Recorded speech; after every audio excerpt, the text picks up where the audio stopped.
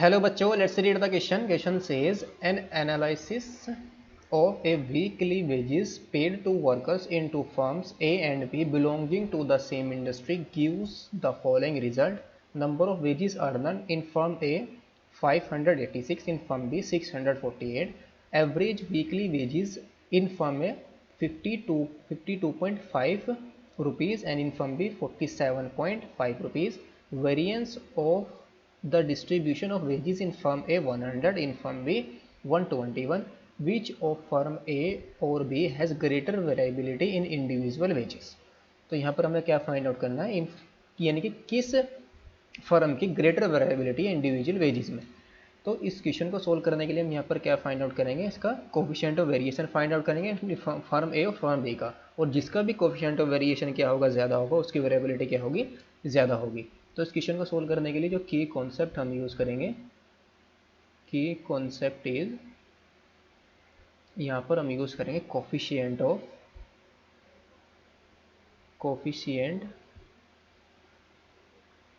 Variation, coefficient of variation. इसका formula क्या होता है कोफिशिएंट ऑफ वेरिएशन का, स्टैंडर्ड डेविएशन अपॉन मीन, और इनटू में क्या आएगा 100, यानी कि standard deviation upon mean into 100। और जो स्टैंडर्ड डेविएशन का फॉर्मूला होता है डेट इज स्टैंडर्ड डेविएशन, ये क्या होता है, स्क्वायर रूट ऑफ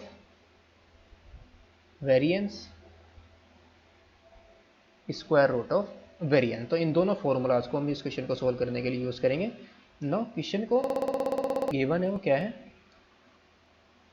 जो वेरिएंस गिवन है इन फर्म ए, फर्म ए का जो वेरिएंस है वेजेस का वो क्या है 100 है, और फर्म बी का 121 है। तो वेरिएंस कितना जाएगा, स्टैंडर्ड डेविएशन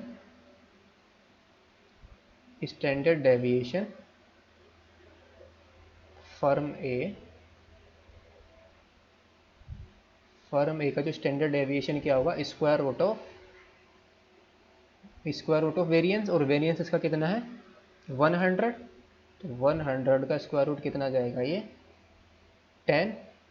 और स्टैंडर्ड डेविएशन फर्म बी का स्टैंडर्ड डेविएशन कितना जाएगा, स्क्वायर रूट ऑफ वेरिएंस, और वेरिएंस कितना है फर्म बी का 121। तो ये आ जाएगा 121 स्क्वायर रूट 121 का स्क्वायर रूट कितना जाएगा 11। तो नाउ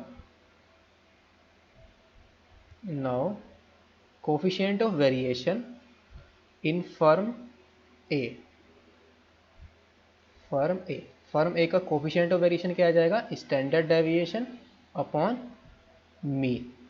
तो स्टैंडर्ड डेविएशन कितना है इसका 10, और मीन कितना गिवन है, मीन गिवन है इसका यानी कि एवरेज 52.5। तो अपॉन में क्या है और इनटू में क्या आएगा यहाँ पर 100। तो 52.5 इंटू 100, 52/5 इंटू 100। तो 52.5 को इससे डिवाइड करेंगे तो कितना जाएगा 19.04। Now coefficient of variation in firm B, इसका कितना जाएगा, standard deviation upon mean into 100। और फर्म बी का जो स्टैंडर्ड डेविएशन है वो क्या है 11। तो 11 अपॉन मीन इसका कितना है 47.5 और इंटू 100, ये कितना जाएगा 1100 अपॉन 47.5, और 47.5 से 1100 को डिवाइड करेंगे तो कितना जाएगा ये 23.15 सिंस। तो यहाँ से क्या मिला, since coefficient of variation of firm B is greater